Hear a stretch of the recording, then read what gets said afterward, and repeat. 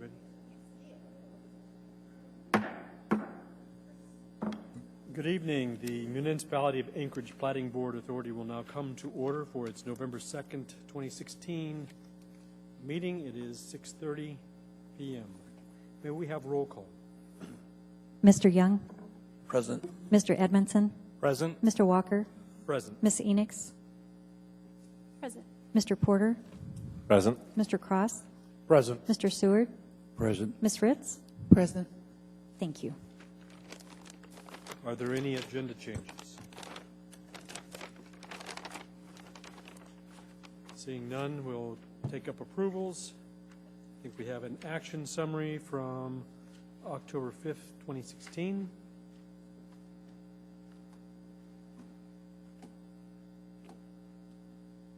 May we have a motion to approve? Trevor Edmondson moves and Kevin Cross seconds. Is there any opposition to approving the action summary? Seeing none, the motion passes. Next, we have minutes. We have minutes from September 7th, 2016. May I have a motion to approve those minutes? Dan Young moves and Valerie Ritz is seconded. Are there any changes that need to be made?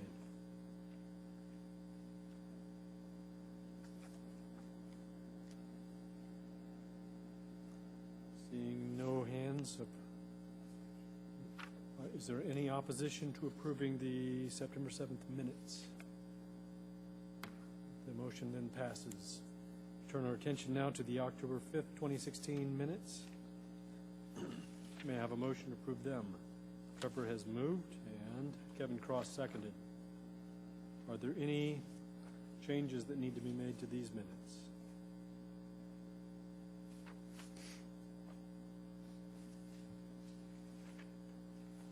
Seeing nothing, is there any opposition to approving the minutes as drafted? Seeing no opposition, the motion passes. We'll now turn our attention to special order of business. Are there any disclosures? Don Porter. Yes, I need to disclose that the surveyor that has signed the plat works for R&M, and also I do business as my work. Case S12303 Nunaka Park South Subdivision Tract A. And also MOA Parks. I work on a term contract for MOA Parks. I have no specific knowledge of this case until it's been presented here, and I do believe that I can act impartially in this case because I have no financial interest in it. Thank you. May I have a motion directing Don Porter to participate in case S12303?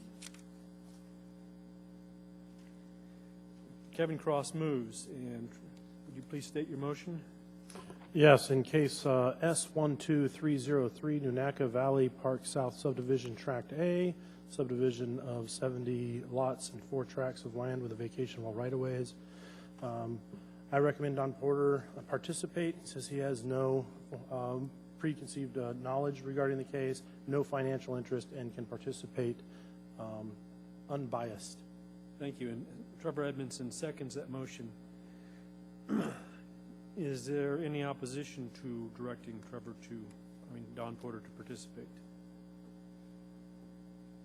Seeing no opposition, the motion passes. Don Porter, you are directed to participate in case S12303.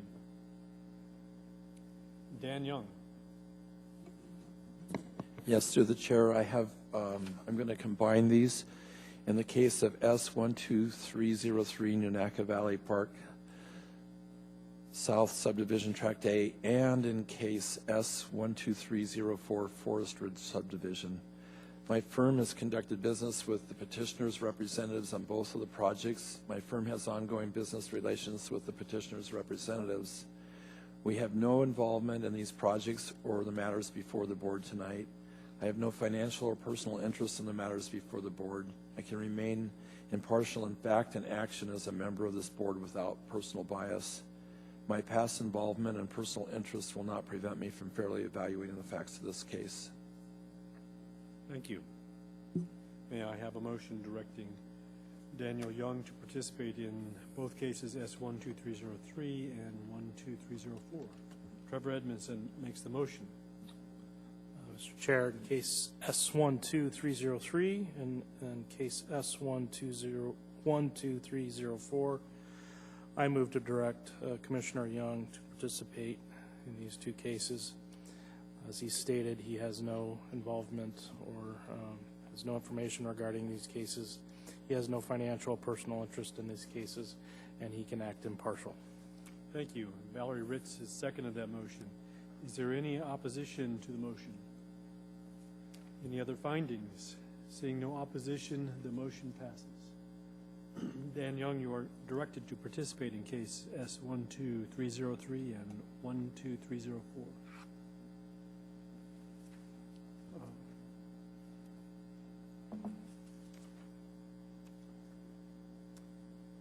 Are there any other disclosures?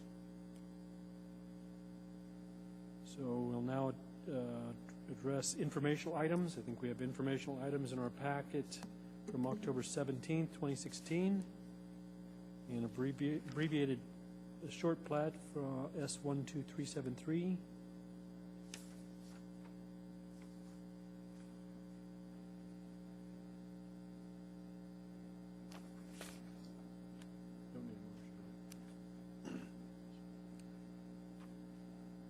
And next we will,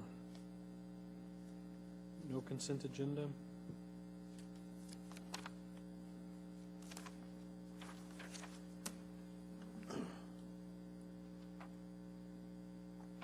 The procedure by which the public may speak to the Platting Board at its meeting is after staff's presentation is complete on public hearing items. I will ask the public testimony on the issue. Persons who wish to testify will follow the time limits established in the Commission Rules of Procedure. Petitioners, including their representatives, are given 10 minutes. Part of their time may be reserved for rebuttal. Representatives of groups such as community councils, PTAs, are given 5 minutes, and individuals have 3. When your testimony is complete, we may ask questions of you. You may only testify once on an issue unless you are asked questions by the board. Any individual may have appeal rights relating to any action the board takes. Appeal of our decision on any of the conditions is governed by Anchorage Municipal Code 21.11.304. The decision of the board at the scheduled public hearing becomes final 7 calendar days after the date we make a decision on the record, unless a written request is submitted to the Planning Division prior to the expiration of the 7th day to prepare a written decision based on the record made at the hearing, and the request is accompanied by a written notice of intent to appeal. Adoption of the written decisions by the Platting Board becomes the final appealable decision. Within 20 days of the final appealable decision, an interested party must file with the municipal clerk either a written motion alleging new evidence or changed circumstances pursuant to Anchorage Municipal Code 21.11.503, or an appeal of the board's final appealable decision per Anchorage Municipal Code 21.30. And with that, we'll attend to new business now, taking up case number S12303. May we have staff's presentation? Thank you, Mr. Chair. This is a request for the subdivision of 70 lots and 4 tracts with the vacation of 70 lots and 4 tracts of land into 1 tract of land with the vacation of all rights-of-way and easements. The petition site is located east of Boniface Parkway and south of DeBar Road in Anchorage. The property is zoned PLI, Public Lands and Institutions District. The property is the site of Nunaca Valley Park. The original plat, P345A, was recorded in 1953. That plat created 70 lots and 4 tracts and dedicated right-of-way within what is now Nunaca Valley Park. Municipal Parks and Recreation Department wishes to vacate these lots, tracts, and right-of-way. The use of the property as a public park will not change, so this plat appears to be simply a matter of housekeeping. The vacation of right-of-way and easements needs to be reviewed against the municipal vacation policy. Staff has reviewed that and found that the request for vacation of right-of-way and easement conforms to the municipal vacation policy. This proposed subdivision is completely within the existing Nunaka Valley Park. The original plat for Nunaka Valley was completed in 1953 and was recorded as Plat P345A. The rights-of-way within the subdivision were never developed. The surrounding residential lots are provided adequate access via dedicated and constructed rights-of-way.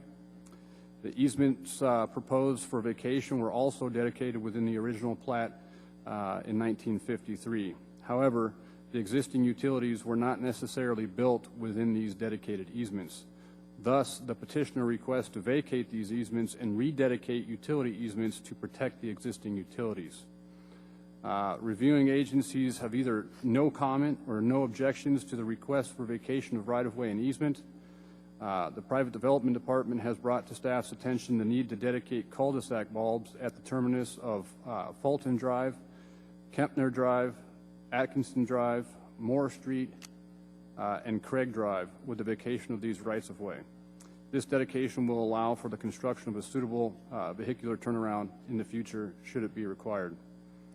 Given the above information, given the stated information, staff recommends approval of the requested vacation of all right-of-way and easements within the subdivision, subject to the petitioner dedicating right-of-way for cul-de-sac bulbs at the termination of those rights-of-way and resolving the need for additional utility easements with all affected utilities.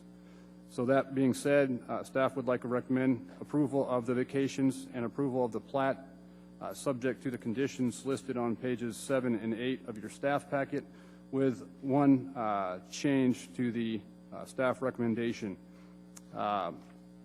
Staff would like to recommend that there be two motions within this approval. Motion A should state approval of the vacation of all rights-of-way and easements within the subdivision subject to recording a suitable plat within 24 months of its approval. Motion B should state approval of the plat for 24 months subject to the conditions 1, 2, 3, and 4 that are listed on pages 7 and 8 of your staff packet. I'd be happy to answer any of the board's questions. Thank you. Trevor Edmondson. Through the chair, Mr. Whitfield, could you just work through that additional motion, please, again for me so I can jot it down here? Through the chair, Mr. Edmondson, yes, and I do apologize to the board. That is an oversight on my part. It should have been in your staff packet. Motion A should state, and I quote, approval of the vacation of all right-of-way and easements within the subdivision subject to, number 1, recording a suitable plat within 24 months of its approval, period.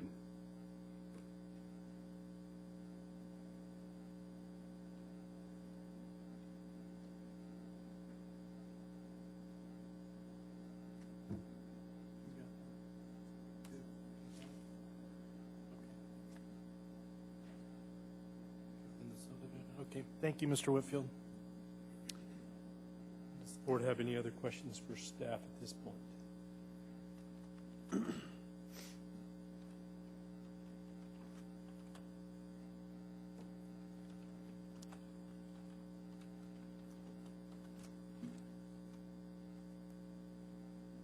We'll now open the public presentation. We have the petitioner's representative.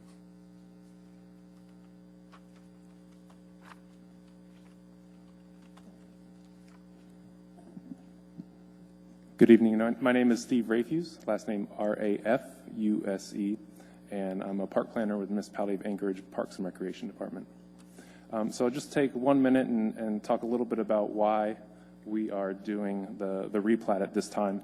So as Mr. Whitfield had pointed out, in 1953, the original plat had identified about additional 70 properties that is now in what is Nunaka Valley South Park. Those properties were never developed. The right-of-ways existed on the plat map. Properties existed on the plat map, and for 40, 50 years, folks have been using this property as a park. So it is dedicated parkland. It's zoned PLI. Now, in recent years, we've been approached by the Little League and also have had conversations with the neighborhood about making improvements into the park. The Little League has, which is the Nanaca Valley Little League, has some plans that they want to put together. Also, we've heard from the neighborhood about issues of parking and traffic and the impacts it has on neighbors. And so the idea and our approach for the department is to work with the community, bring stakeholders together, and develop a master plan for the park. Now, any recommendation for future improvements that would come out of a master plan would obviously run into some hurdles because you have existing right-of-ways through the property, you have all these other properties here. So this is simply a matter of housekeeping. The why is that we hope in the upcoming years to work with the community to develop a master plan. And for any folks who are here tonight in support of this being a park and remaining a park, that is the goal. I know that reading the literature might be a little bit confusing, but we're actually creating this and turning this into one single parcel so that it will remain a park in perpetuity. Any questions? Thank you. Are there any questions for petitioner's representative? You have 8 minutes and 15 seconds for rebuttal. Thank you. Is there anyone from the public that wishes to speak?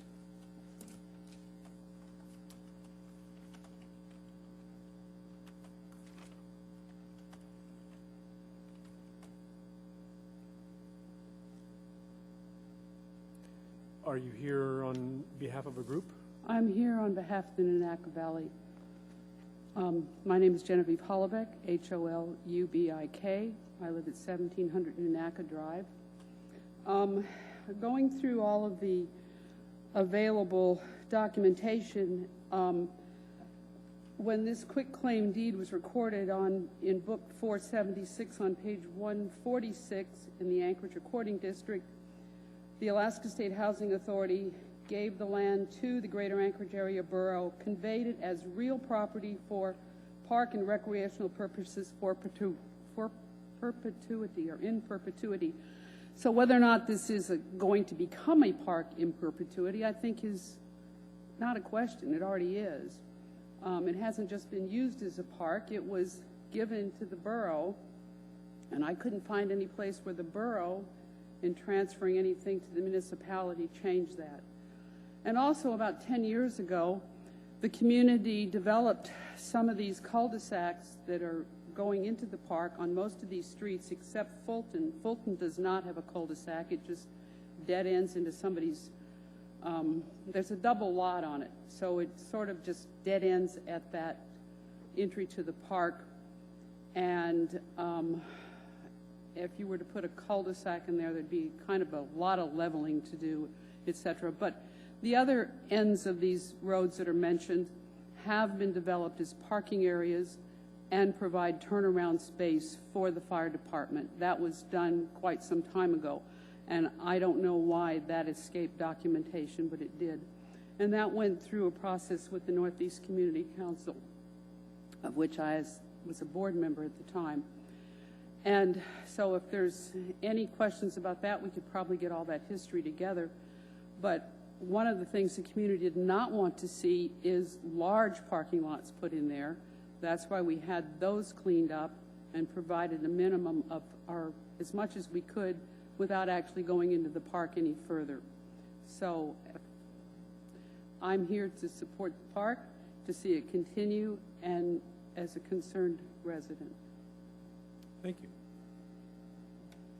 Are there any questions from staff? Thank you. Is there anyone else wishing to speak this evening?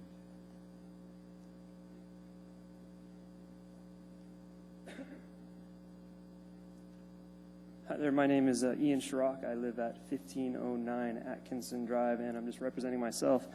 And I attended the meetings in the past that were mentioned, and in terms of this procedure, my primary question is the mentioning of the need to document the potential need. I'm not sure what the wording means for the cul-de-sacs. As the previous speaker mentioned, those ends of the streets are de facto parking lots, and as drainage work has been done over the years, there's actually been pavement put in with striping for spots. And with the use of Nunaka Valley Little League and football and things like that, that parking has become necessary, if you will, for those purposes. And if it does need to be converted to a cul-de-sac, which my experience in other neighborhoods, you have limited parking there, it would really drastically change the effectiveness of those spaces. So I'm very curious, and I'd love to hear more about what the terminology means for that planning in the future for cul-de-sacs. And, and as the previous speaker said, the community is definitely not interested in having more parking spots added. We believe there's plenty over at the school and with what's there. And the second issue, this doesn't speak to this specific procedure, but people in the neighborhood are very curious about hearing more about the process for the future master plan. We're curious how to be involved in that and what that looks like, who will be included. We've heard a couple details, but not a lot. But thank you very much. Thank you. Oh, sir, could I get you to spell your last name? Oh, sorry, I apologize. Last name is S-H-A-R-R-O-C-K. Thank you. Mm-hmm. And actually, we have a question for you here from Trevor Edmondson. Thanks for your comments tonight, Mr. Schrock. I want to maybe use this as an opportunity to help answer some of your questions. I think there may be more of similar questions that are asked.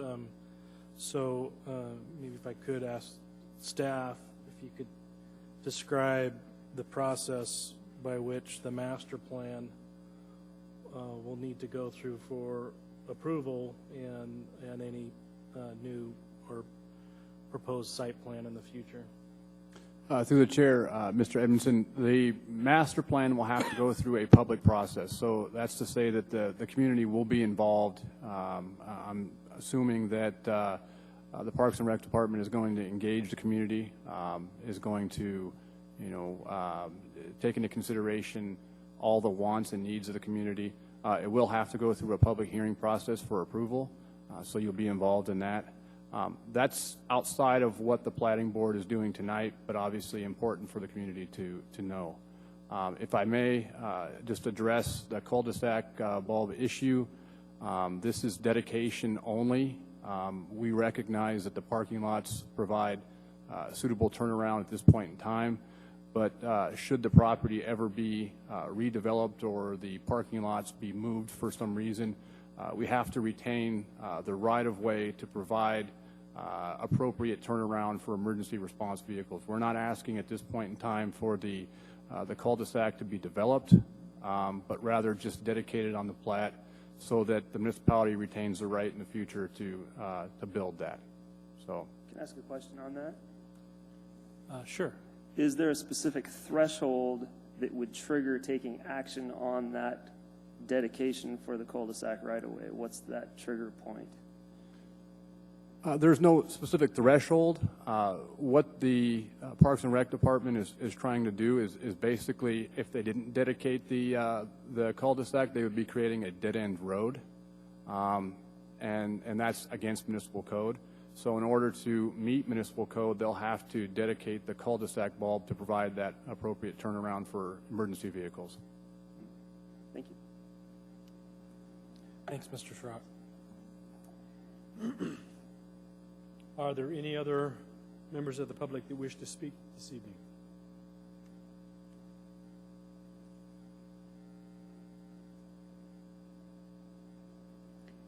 Hello, good evening. My name is Kimberly Allen. I live at 1936 Beaver Place, and I'm here as a representative for myself, but I'm also speaking for other people who are here for the Cheney Vista Condominium Association, which is in the very far right bottom corner of your map. We're on the east side, and I want to first thank you for sending out notices, because everyone on the east side did not know about all of the prior meetings that you've had regarding the park that is further on the west side of this tract. We're here because primarily we were confused by the proposed Tract A, which continues to look like there will be proposed building there, and we would like to preserve our opposition to any building there. I saw there was already a proposed, a comment that you received that you posted on your website that said the same thing, and you commented that it was due to confusion on the part of the speaker, and that there is no proposed park or proposed development here. I just would like to retain any objection to anything that would cut off on this master plan or any platting that you might see in the future, anything that would cut off that hill that goes up to the right of your map. That's a sledding hill, and children play on it all the time. If any of this development does become something in the future, as the gentleman said, potentially there might be something in the future, we just would like to retain that objection, and also let you know that we've been taking care of that right bottom corner, which helps people as they merge into the parklands from Beaver Place and the Cheney Lake that's across the street. So that's why we're here, and thank you very much for including us in the process. Thank you. Are there any questions? Thank you. Is there anyone else from the public wishing to speak on this matter?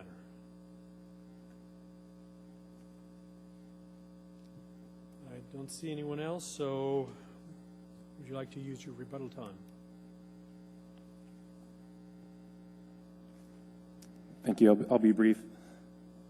Again, I want to thank everybody for coming to testify in support of this as a park, and I do agree it has created some confusion. I just want to take 1 minute and talk about what the process potentially for a master plan will look at and how we plan on engaging the community in the future.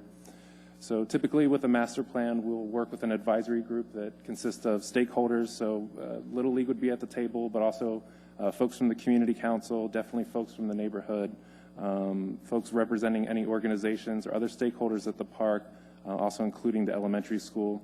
And we'll work through an advisory group, have a series of either public workshops or open house events. And we've been getting a bit more creative with using social media to get the word out. So a typical timeline for that would be about a year to develop the plan. And if anybody would like to talk to me after this event, I'd be happy to take your name and we can make sure to include you in future correspondence. So I just wanted to take that opportunity and also be here to answer any questions from the board. Thank you. Don Porter. Through the chair. Steve, could you explain other processes that are required after that? I mean, the Platting Board is just this first step, but there are other processes that you will have to actually gain approval after your public involvement. For the master plan? For the master plan. Yeah. So yes, and so that is the actual the planning of creating the plan and coming up with identifying those future improvements. And then there's the whole public approval process. So that typically consists of, in this case, it would be the Northeast Community Council, but given the proximity to Rush and Jack Community Council and Rush and Jack, which is actually just across Boniface, we would probably go to both community councils or at least engage both throughout the process, but definitely approval from Northeast Community Council. Then we would take it to the Parks and Recreation Commission for a resolution of support. And then finally, we'd end up back here in this room at a Planning and Zoning Commission meeting for final approval. Thank you. Any other questions? Thank you. Thank you. That concludes the public hearing portion of the meeting, and the matter now rests with the board. May I have a motion to approve the vacation? Trevor Edmondson, would you please state your motion? Thank you, Mr. Chair. In case 12303, New Naka Valley Park South Subdivision, Tract A, I move for approval of the vacation of all right-of-way and easements within the subdivision, subject to recording of a plat within 24 months. Thank you. And Don Porter seconds that motion. Would you like to speak to your motion? Yes, thank you, Mr. Chair. I intend to support my motion. As has been testified tonight by the petitioner, by municipal staff, and by the community, this piece of property is currently being used as a park, has been for some time. Into the future, it is intended to be a park, and the right-of-ways and easements that are currently within the subdivision, the right-of-ways are in excess of municipal needs based on its current use and also its future use.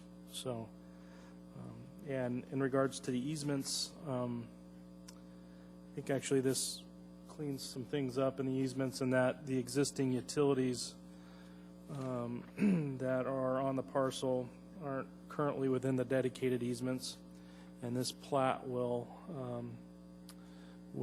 vacate the easements that aren't needed and are in excess, and will also provide easements for where the existing utilities are. Thank you. Are there any additional findings? Dan Young. Thank you, Mr. Chair. I intend to support this motion. I do want to bring up that there were, for the record, there were public testimony tonight, and the public testimony was in favor of this development, or excuse me, of this plat. And there were comments on page 50 and 51 of our packet, and one of those was in favor or support, and the other one was adamantly opposed. And the one that was opposed is parallel to, that I'd like to discuss, one that was handed in at the last minute. It's actually received October 24th. And this one, the petitioner was, or excuse me, the homeowner was against the proposed subdivision because they believed that 70 lots were going to be developed and create high density. And for the record, I want to make it clear for both of these who were opposed that this is not going to be a high density development. It's been used as parkland. It's going to remain as park, as was stated tonight. And for that additional reason and that finding, I'm going to support this motion. Thank you, Dan Young. Any other findings? I would also like to make the findings that the statements provided by R&M Consultants on page 18 and 19 provide additional support for why the matters that we're vacating are in fact excess to municipal needs, which is one of the standards we have to meet to make the vacation. Is there any opposition to the motion? Seeing none, the motion passes unanimously. May I have a motion to approve the plat subject to the conditions on page 7 and 8? Trevor Edmondson. Thank you, Chairman Walker. In case S12303, Nunaka Valley Park South subdivision, I move for the approval of the plat for 24 months, subject to conditions 1, 2, 3, and 4, as outlined on our staff packet, pages 7 and 8. Thank you. And Kevin Cross seconds your motion. Would you like to make any findings on this? Again, like to state that this property is currently being used as a park. The intention is to use it for a park into perpetuity, and that the existing plat that's in place is no longer necessary due to the use as a park. And I'd also like to note that in the future that any master plan that is developed on this property will go through a review and approval process, which will get community comment and involvement. Thank you. Kevin Cross. Yes, regarding S12303, to approve the plat for 24 months, subject to the following conditions, 1, 2, 3, 4, on pages 7 and 8. I also intend to support this motion, voted in favor. We've heard basically two primary concerns from the public. One is for a concern for public parking. The second is involvement in a master plan. Under condition 2, the dedication of a right-of-way for cul-de-sac bulbs in the termination of Fulton Drive, Kempner Drive, Atchison. So the plat is subject to dedicating right-of-ways and cul-de-sac bulbs for adequate parking, which will also be reassured through a master plan, which we have been assured by the petitioner will be proposed between community councils, both Russian Jack and Neenaka Valley. So there'll be active public participation in addressing their public parking concerns, as well as making sure that they are adequately involved in the position of what the final master plan will consist of. Thank you. Thank you. Are there any other findings? Is there any opposition to the motion? Seeing none, the motion passes.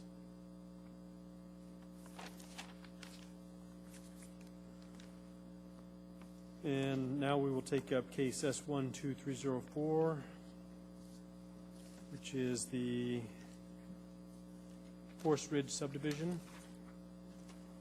Here we have staff's presentation. Thank you, Mr. Chair. This is a request to amend Note 1 on Plat 9829 that prohibits direct vehicular access to Woodhaven Avenue from lots 1B, 11, and 12, Block 1, Forest Ridge subdivision. This plat note was originally placed on a plat that was recorded in 1995. It was Plat 9550, also for Forest Ridge subdivision. The owners of Lot 12 proposed to construct an accessory dwelling unit at the north end of their parcel that will front onto Woodhaven Avenue. The existing single-family residential dwelling fronts onto Bishop Circle that abuts the south boundary of the lot in question. I need to make a correction on the next sentence. Woodhaven Avenue is a 60-foot wide dedicated right-of-way. However, it is not constructed to current municipal standards. It was built when the plat was originally recorded for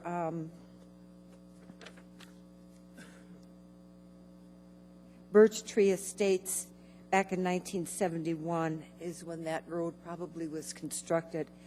Birch Tree Estates is adjoins the north boundary of Woodhaven Avenue.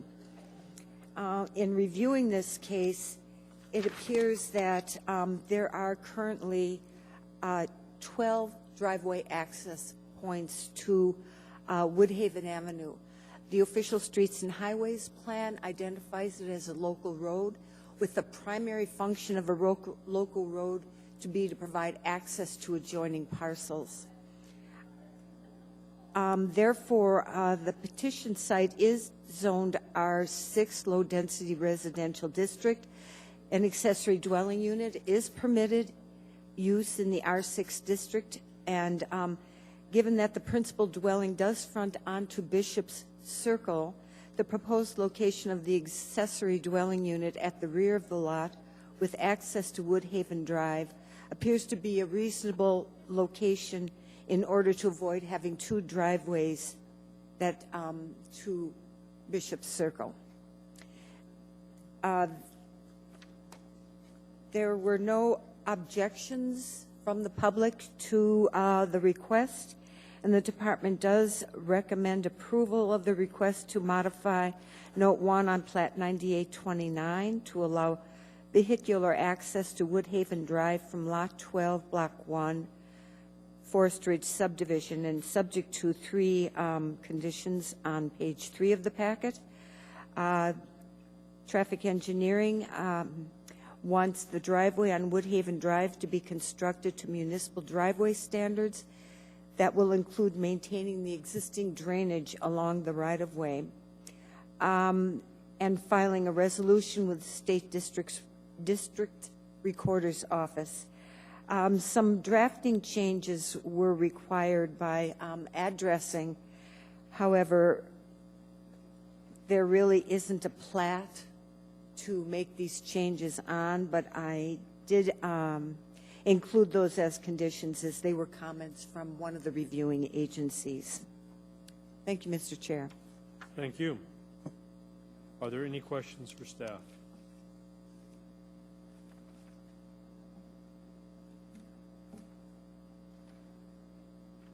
Mark Seward.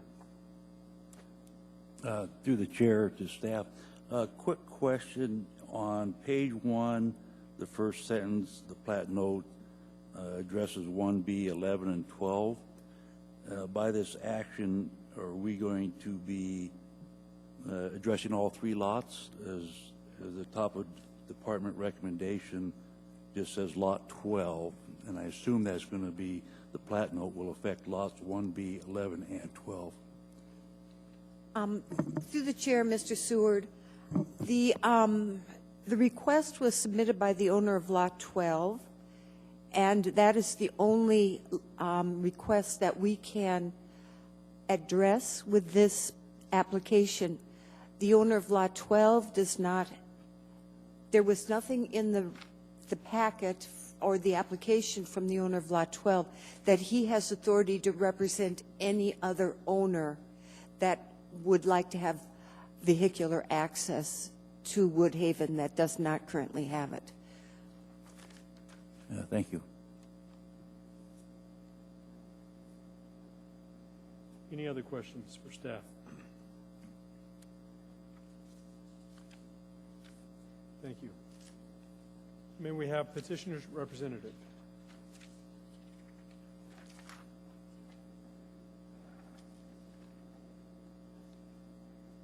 Good evening, Mr. Chairman, members of the board and planning staff.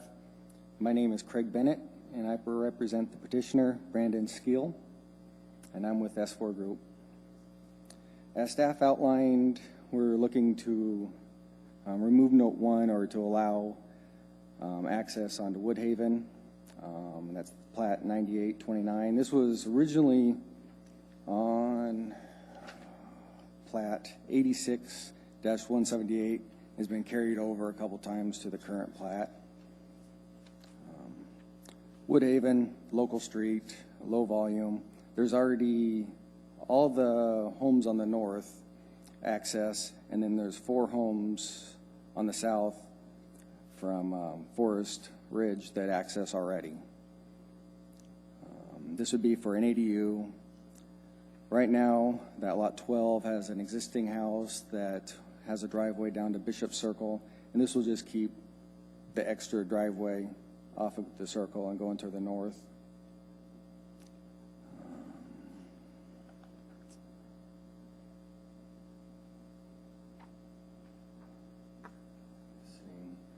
And traffic, didn't have any issues with it when we talked to traffic. The only thing was have a driveway permit, and that'd be part of the building permit process. So,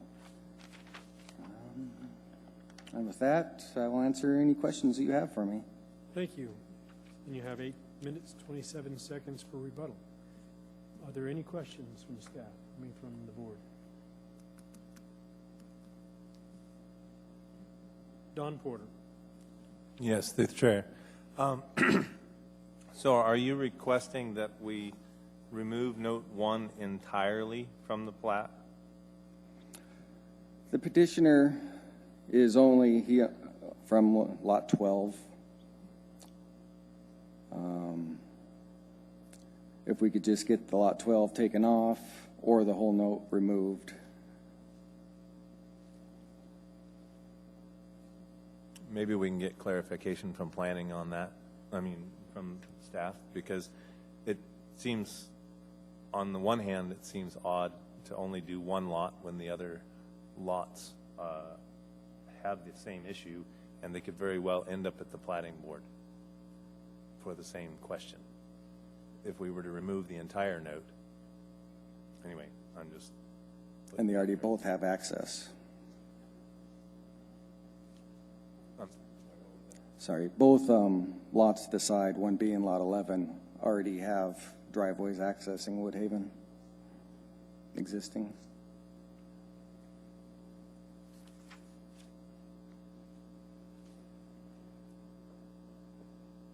Okay.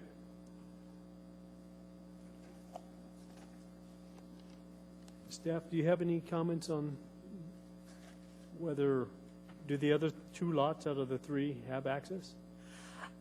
Mr. Chair, Mr. Porter, Mr. Chair, the plat note, the notice on the plat, it was placed there originally some time ago in '86, and then it was repeated in 1990.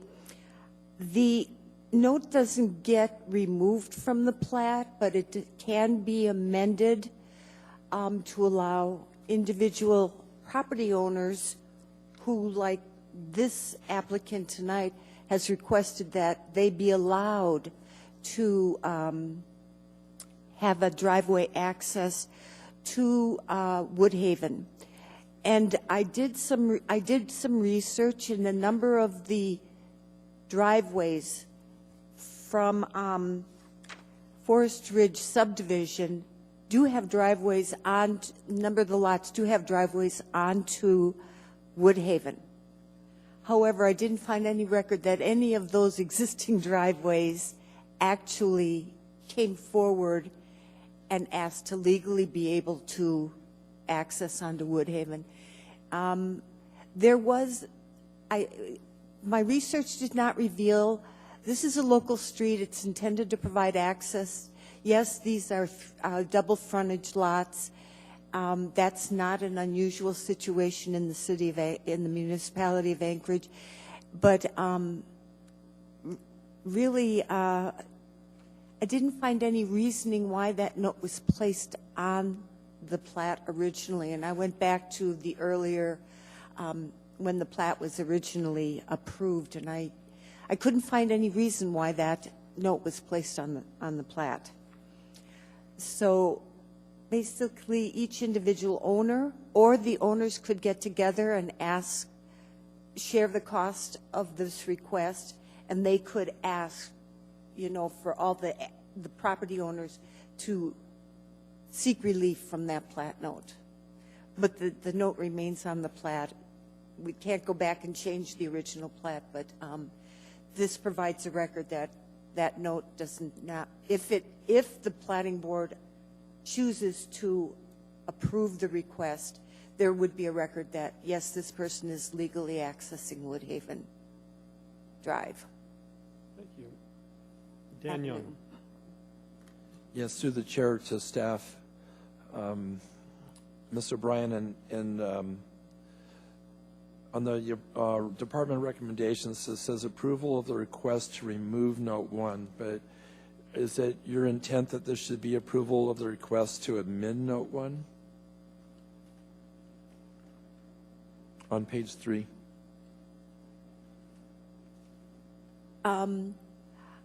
Hey, through the chair, Mr. Young, it could be, I use the word remove because I know the plat note's not going to go away from, the note's not going to go away from the plat, but to amend could be a better wording for that particular recommendation, and which allows direct access from this lot directly to Woodhaven, and amend might be a better word to use. Thank you. Thank you. And Trevor Edmondson. Through the chair, staff, I just want to clarify something on lots 11 and 1B. I think we heard testimony that they currently have access onto Woodhaven Avenue. If they do have access onto Woodhaven Avenue directly, does that mean that they are non-conforming accesses? Through the chair, technically one could say that's true because they didn't come forward as this property owner came forward and asked for the amendment so that they could have access to Woodhaven without violating the plat note. They requested the amendment to allow them to have direct access. I have no idea how long those driveways have existed. All I could see, All I could say is that I did do research through prior cases to find out if there were any other amendments, and I didn't find any. Thank you. Another question through the chair and staff. I understand that lots 11 and 1B aren't a part of this request. And procedurally, is there a reason why we couldn't include them as a part of this request? Through the chair, yes, because they were not advertised. We have to have advertising, and the only lot that was advertised in the request was the current petition site. Okay, thank you. Kevin Cross. Through the chair to the petitioner. Thank you. Just to clarify, it looks like the driveway you're putting in is for an additional dwelling unit, so you're putting like a mother-in-law additional or some sort of outstanding building. And then your driveway, is it the intention to be fully paved and more of what we would call an established driveway? Correct. The lot owner, it's his mother. Excellent. And it will be a paved drive with just the ADU that's now allowed in R6. And perhaps the other driveways that are on Woodhaven, even though that shows them on this map that's provided by S4, I don't see a page number on here dated. It doesn't have a date on it. We've got a plot map here with the blue lines. It does show access to the other lots surrounding you, but so my understanding that since those are kind of non-conforming accesses, they're probably dirt access on. Some of them are, but then some of them are paved. Oh, some of them are paved. Yeah. Okay. If you look at page 9, that shows lot 9's driveway, and it's a pretty nice drive. Okay, lot 9, that's off of Woodhaven there. All right, very good. So, all right, thank you very much. You're welcome. Do we have any other questions for the petitioner's representative at this time? Thank you, sir. Is there anyone from the public that wishes to speak on this matter? Please come forward.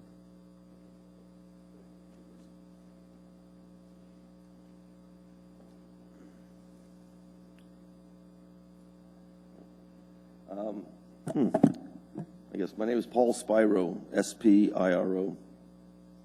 I live right across the street from petitioner's request here. I've got some written notes here.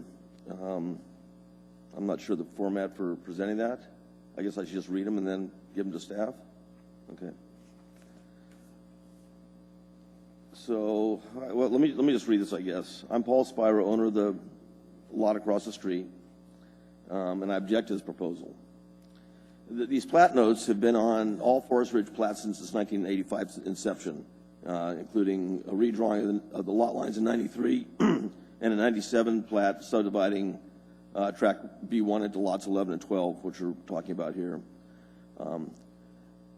There's been no discussion as to why this note originally was put on the plat, and even staff said they've looked at it and couldn't find anything as to why that note was on there. I believe I know why the note was put on there, was to appease other subdivisions around this subdivision when they're trying to create it, and I think that note was put on there as a condition of the approval for the creation of Forest Ridge subdivision. So I've seen no discussion now as to why that note's not applicable. We haven't even discussed why it is on there, so I don't know why we would take it off. You can't even tell me why it's on there in the first place. I think it was there to maintain the character of that subdivision separate from the other stuff around there. It's a neighborhood of what I call McMansions, and I think they want to separate themselves from the other properties around the older properties. They've talked about numerous driveways onto Woodhaven. All the properties on the, we're on the north side, have only one access road, and that is Woodhaven. So obviously all those properties there have access to Woodhaven Avenue, which was built for that subdivision, for Birch Tree, which is the subdivision I'm in. Anyway, so my second point is the restrictions on the driveways onto Woodhaven from that Forest Ridge subdivision were actually a big selling point for me when I bought the place, was that there was not going to be any development on the other side of the street. And that was part of the character of the place I liked, and that there was no properties on the other side of the street that you could see. The third point is because this restriction dates to the creation of the subdivision, the petitioner should have been aware of it when they bought the property and not planned for additional access that was prohibited. Fourth point, it has been wrongly asserted that Woodhaven is a low-traffic road. I've heard this mentioned many times tonight. It is not a low-traffic road. It was designed as a low-traffic road to service only my subdivision, Birch Tree. At a later date, it was connected to Evergreen Ridge, which was called Evergreen in the past, against our subdivision's desires. Since they've done that, it's become a fairly high-traffic road now. A lot of people use it to go from DeArmond to Rabbit Creek and back and forth. That is your time. I'm only halfway through here. I'm sorry. I understand. Did you bring copies of what you had in writing? I have one copy. I'm sorry, I didn't realize I needed a copy for everybody here. I think you can probably give a copy to the staff. Sorry? I think he'd like to tender some written comments. Well, he can submit those comments. It would become an exhibit that was submitted during this public hearing, and it would become part of the record. Correct. And would he go ahead and hand them to you? Or you can bring them right up here, sir. They would be handed to the recording secretary. Okay. Thank you. We have some questions for you. Kevin Cross. Okay, I'm only halfway through here, but okay, certainly. And I apologize. What was your name again? My name is Paul Spiro. Paul Spiral. I appreciate it. I'm sorry, I'm not used to speak in public. Excellent. I'm going to allow you a little bit more time. Hey, Paul, would you please continue telling us, and let's stay on what you feel would be the negative impact of this access onto Woodhaven? Well, like I say, first of all, one of the reasons I bought the place was because of the character of it, because there was that prohibition against driveways on the other side of the road. Okay? Right now, to just skip ahead here and just paraphrase here, what's going on is we've got this this subdivision of what I call McMansions across the street here, and they've been required to have all their access into their own subdivision. They look at our street as like their back alley. And what's gone on is the 4 driveways that they've talked about here that are already on Woodhaven from that subdivision have all been put in illegally. None have been asked for permission. They're all in violation of that subdivision plat note. And what they're doing is my street, my front yard, is now being turned into the RV boat parking, the service alley access to the nicer homes across the street. And I believe that's part of the reason that subdivision, that plat note was put on there, was to prevent that from happening. In staff notes, one of the things they say here, and I quote, the proposed location, accessory dwelling at the rear of the lot with access to Woodhaven appears to be a reasonable location in order to avoid having 2 driveways to Bishop Circle. So I guess my question would be, why would I have to put up with a driveway across the street from my front door because they don't want to have 2 driveways on their own street? If they don't want a second driveway on their own street, why should I want one on mine?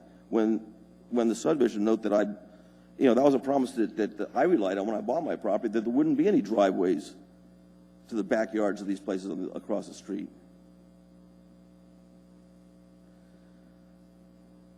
I do need to make some points here that, they've stated 4 of the 6 lots on the other side of the street or currently have driveways onto Woodhaven.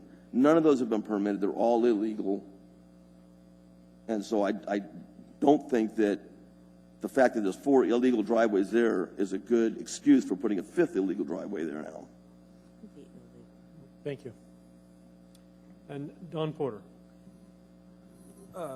Mr. Spiro, my question kind of goes more to the point of it's an R6, and so they're actually requesting permission to do it legally, put in a driveway, put in the drainage improvement, and they're only asking specifically now, as we understand, for this lot, for maybe a different purpose than the parts that you have an objection to, which are maybe RVs and all the rest. But yeah, if the ownership changes, 2 years from now they could sell their place and then there'll be an RV park there. It doesn't really matter. There's a high traffic street right now.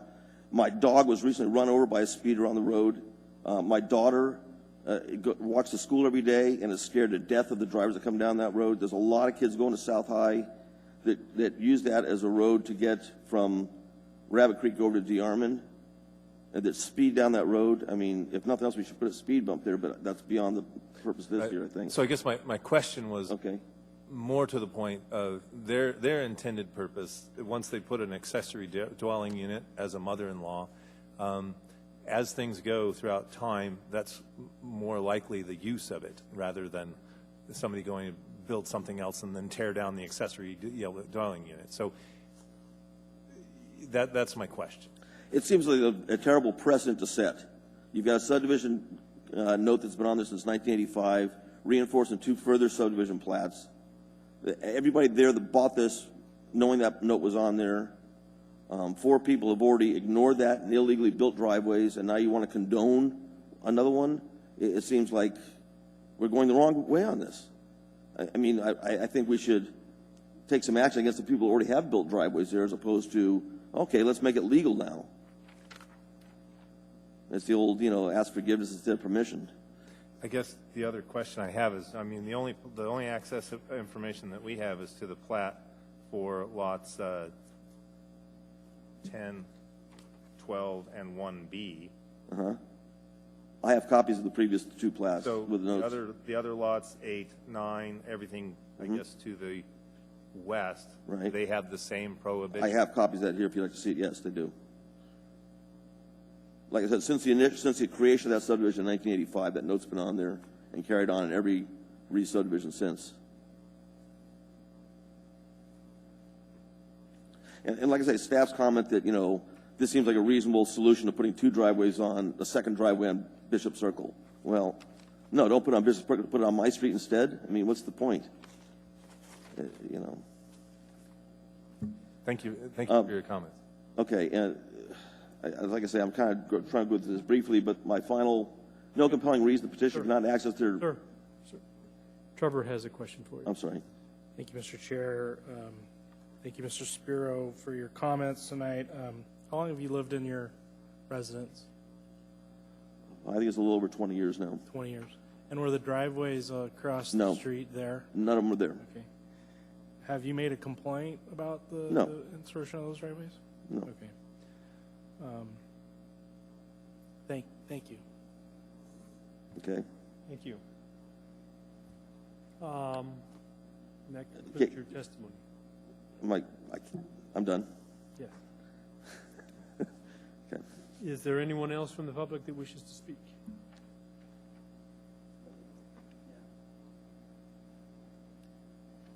Hi, my name is David Hess. Last name H is in Harry, E is in Edward, S is in Sam, second S is in Sam, and I am next door neighbor to Mr. Spiro. I'm at 5241 Woodhaven Avenue, Lot 35, Block 1.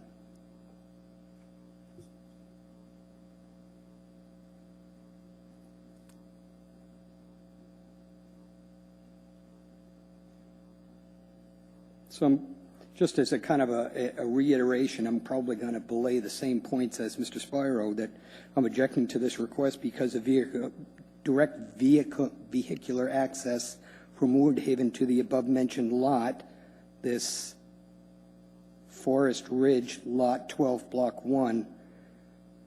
Change request mentions no impact to adjacent properties, and I believe that there are direct impacts. Increased traffic flow, and he also mentioned that this was access to South High. Right now it's basically a dirt road with lots of potholes. It can't really withstand the present traffic, and we're going to provide some more traffic to it.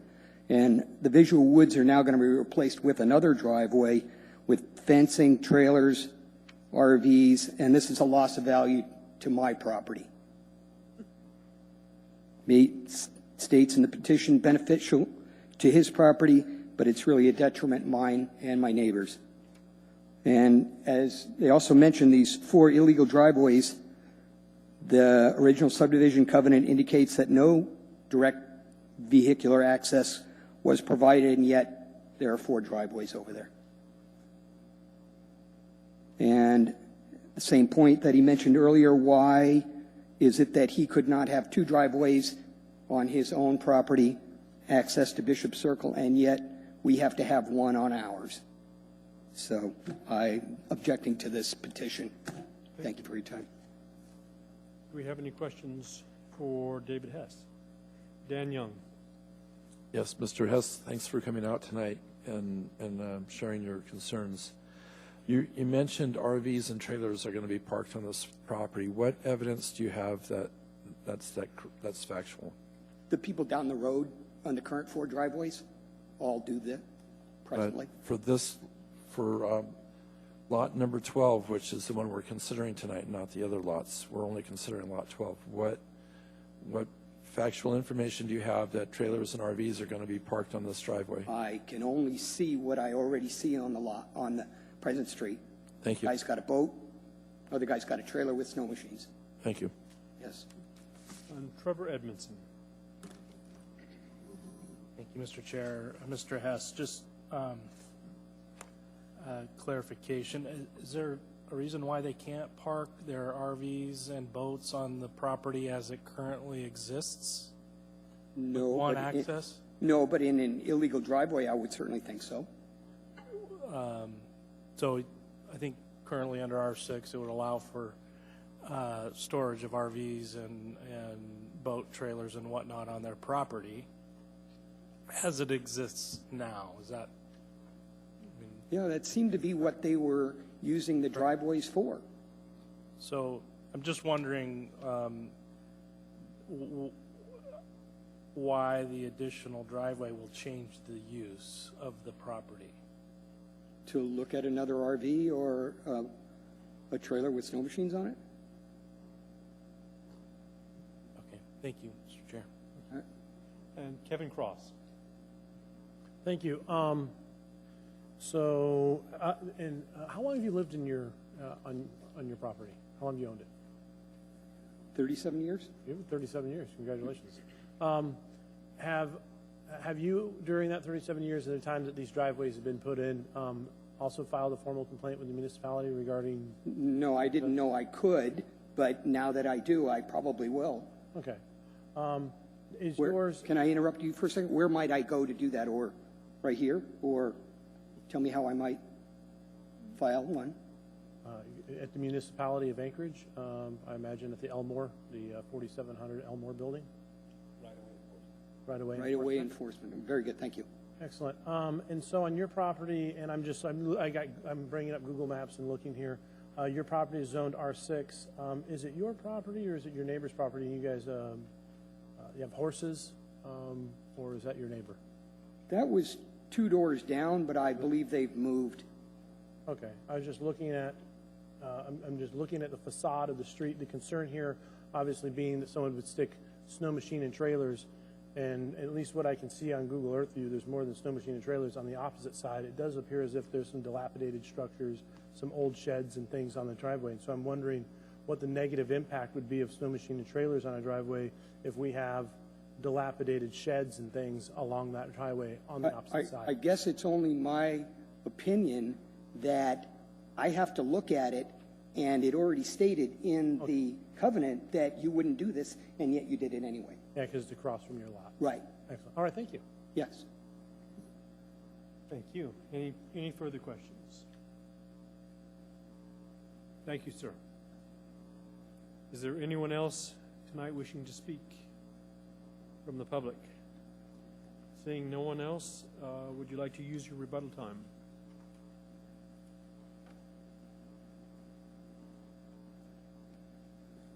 Mr. Chairman, the traffic volume, this would only be for one ADU, and currently the mother that's going to be there doesn't even have a car, so of course that could always change in the future, but it's not going to increase the traffic on the street.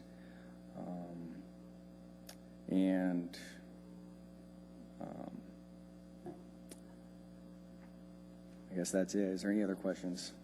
Yes. Kevin Cross. I'm looking at the site of the petition. It's 1 acre. It does look as if the house and the structure, the main structure, is pretty centrally located. What kind of, just out of curiosity, what kind of logistic issues does it create just to pull that driveway off the cul-de-sac and avoid access onto Woodhaven? Yes, sir. There is some topo going down to the back. It would be possible, but they would have to end up doing a little switchback and then go around the existing house and take out all their trees. And they thought this would be an easier way, not having to basically cut back in their yard. And the location of the well and septic on that lot, would that be to the northeast in the larger cleared area? I imagine that's where the septic is. Correct. And that'd be part of the building permit process, but the well and septic are outside of that area. And they would be tying into the current septic or the existing septic with the ADU. Oh, okay, gotcha. You guys got the existing septic. Yeah. I thought maybe it was well and septic. Thank you.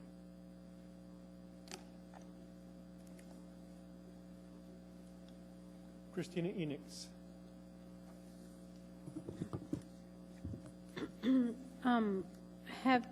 I realize, which lot we're talking about here, but have you spoken to any of the other lot owners?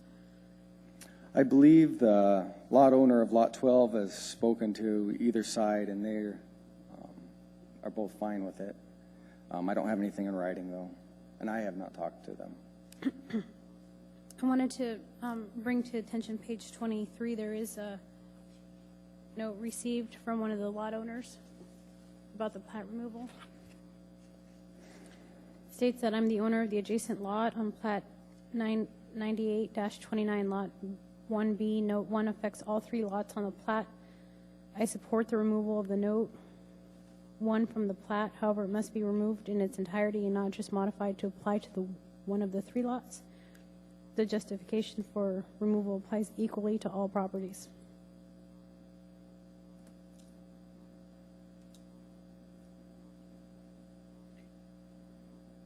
I have no more questions. Thank you. Thank you. Don Porter. They've mentioned something about South High School and traffic. Do you live in the neighborhood at all? No, I don't. So have you purchased this lot at this point in time?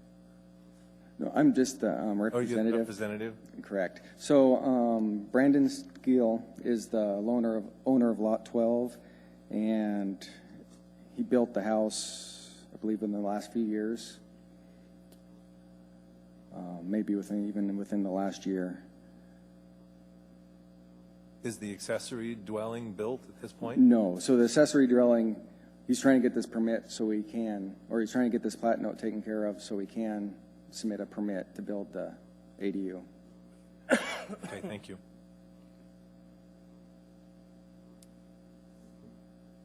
Trevor Edmondson. Thank you, Mr. Chair. Is there anything that's going to change as far as how this property is going to be used or other than the accessible dwelling unit, or accessory dwelling unit, excuse me? No, sir. Just to add that small building for his mother. So currently, there was some testimony about RVs and boat trailers and snow machine trailers. Will this change the ability for that lot to what I think it already currently has the right to, under R6, store RVs and boats on its property? There's nothing so what I'm hearing from you, there's nothing in this that's going to change that? Correct. This won't change the use at all. Okay, thank you. Dan Young. Yes, through the chair, Mr. Bennett. We've heard testimony tonight about traffic, and you've stated that there'll be no significant increase in traffic and that the intended occupant of the accessory unit doesn't even have a vehicle. But let's look forward a year or two from now, and let's say that the occupant or the new occupant does have a vehicle. With that one vehicle, what safety hazards do you foresee if we allow this to go through tonight? Are we creating a safety problem on Woodhaven? No, sir. And we even met with the traffic department and talked about it. And Woodhaven is a fairly gentle hill or fairly flat. It's in the middle. It's not near the corner there. 60-foot right away. So even the traffic was saying that they didn't perceive any danger. Thank you.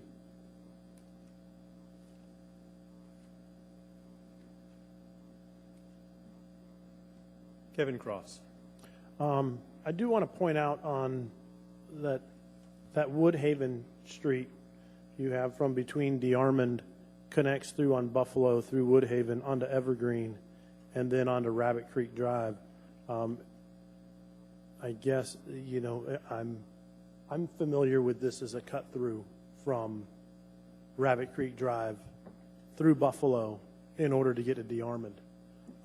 In fact, I will admit that I've used that cut through myself down Woodhaven. So I guess my concern here is, but in relevation as it's relevant to this lot, what we're saying is the addition of one driveway going to substantially increase the amount of traffic on this road? No, sir. All right, thank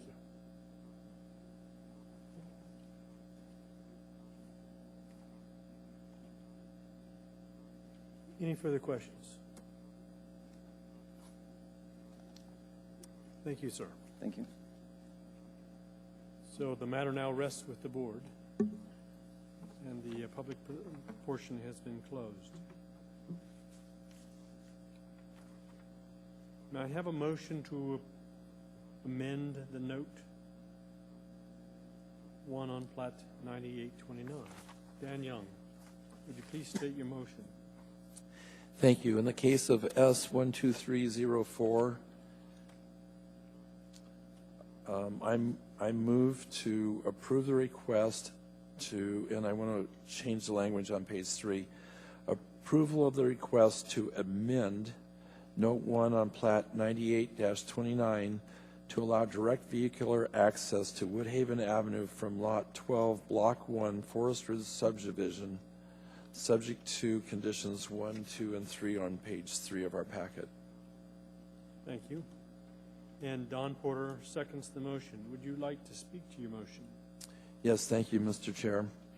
I intend to support this motion. We've heard testimony tonight about traffic on this road, and what we have found is from the petitioner's representative that there will be no significant increase in traffic. They're only adding one driveway, which would be one vehicle at the most.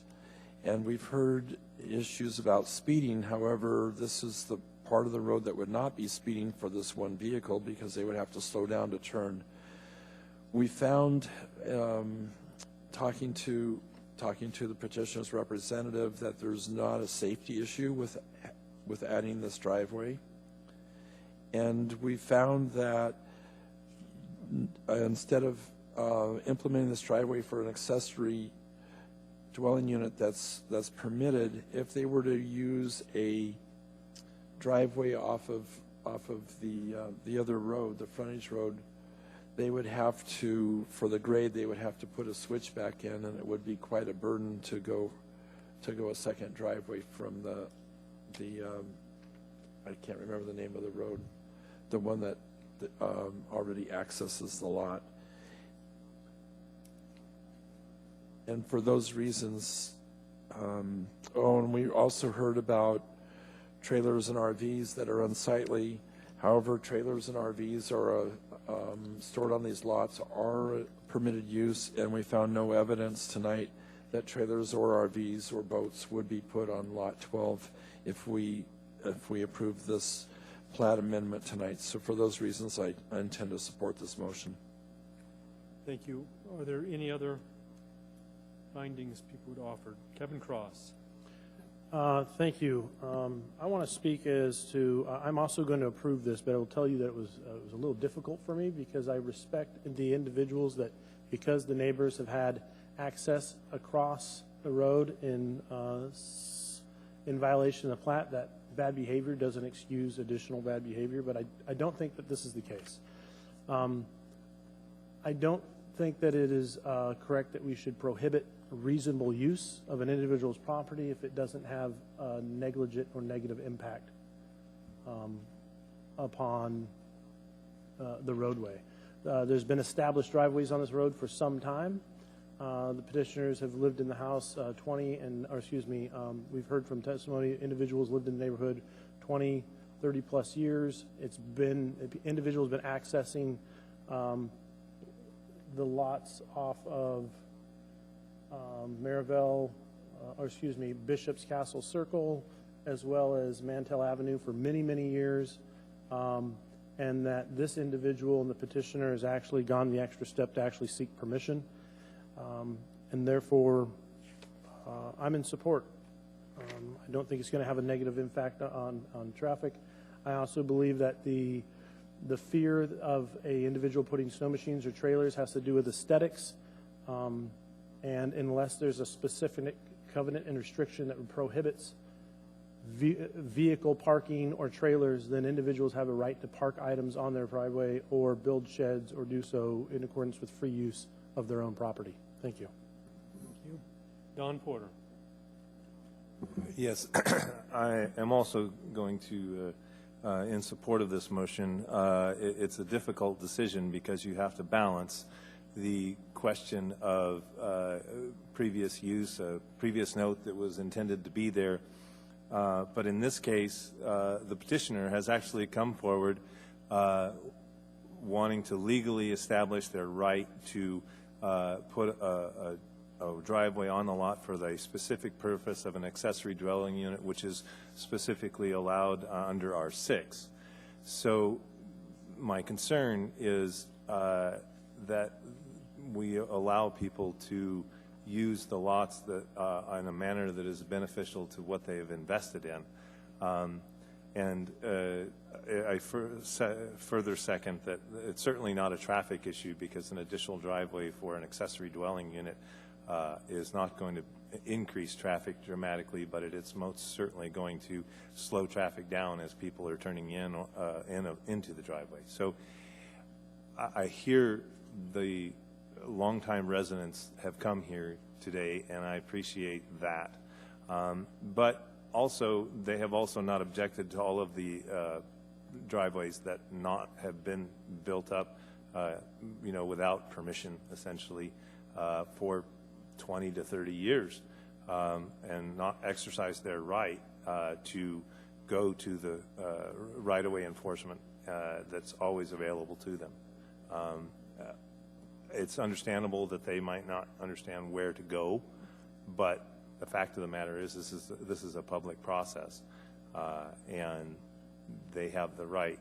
The homeowner also has a right to formalize the use, and in this case, I believe it's reasonable. Dan Young. Yes, through the chair. I would also like to note in our findings that there were two comments, one on page 23 that were submitted in writing that was in support of this.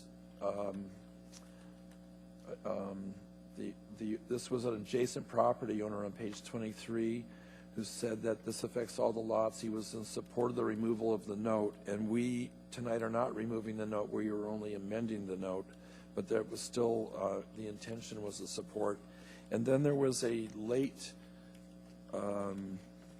notice that was submitted, or comments that were submitted, and that person also had no objections to providing a rear access point to this lot. So I just want those in the record. And Mark Seward. Through the chair. After a site visit to this property, the safety issues, usually plat notes of this type are a safety issue, grades, curvatures, issues that can be slippery in the winter. Woodhaven Avenue is probably a 3 to 4% grade. The slope, even in the wintertime, I don't see as a hazard. The line of sight is several hundred feet there for the speed limit of that area. So the safety issues, the plat note really doesn't make sense to me there. I agree too, is one driveway has pretty much zero effect on the traffic impact of the area. If it was allowed, the building wasn't allowed this driveway access, and that building was built, and they accessed the Bishop's Castle Circle out of Mannytail, they're still going to end up on Evergreen Street, so maybe they're going to save half the distance there. But for those reasons and other issues that I've heard, I will be supporting this motion. Thank you. Thank you. Any other findings?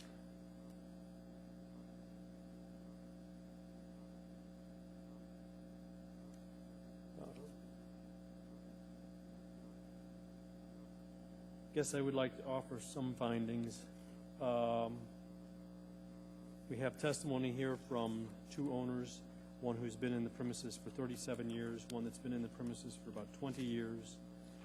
During that time, the area has been developed. They have they've had the benefit of a plat note that prohibited the people across the street from having access to this street. But during that time, apparently 4 lots along this development have gone ahead and accessed it anyway. That raises the issue of waiver in not having stood up to protect themselves on any of those at any time in the last dozen years.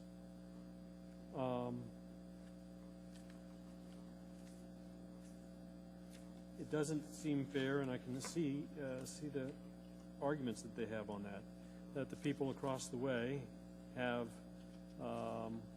probably a much more expensive roadway coming to the front of their house, and now they want to have access to the backside.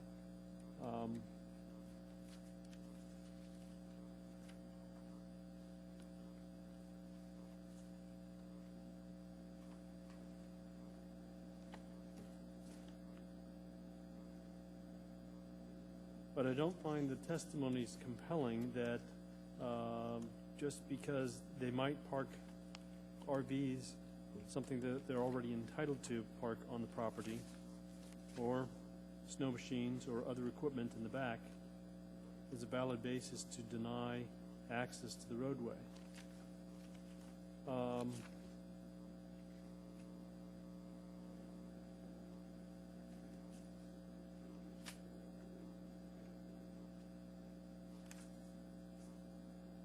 I think that when they purchased their own properties, this plat note didn't exist, and so they didn't acquire the property with the expectation that no one in this development would ever have access.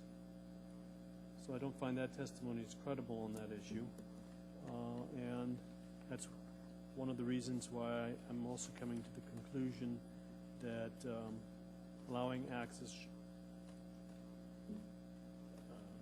should be allowed. And I'm in support of the motion. Is there any other findings that that's wrong? Is there any opposition? Seeing no opposition, the motion passes. Here's the exhibit.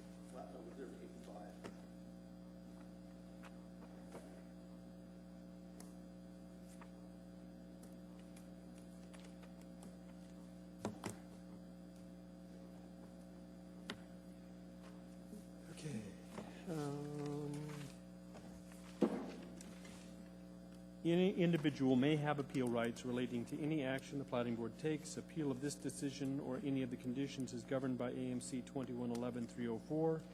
The decision of the board at the scheduled public hearing becomes final 7 calendar days after the decision is made on the record, unless a written request is submitted to the Planning Division prior to the expiration of the 7th day to prepare a written decision based on the record made at the hearing, and the request is accompanied by a written notice of intent to appeal.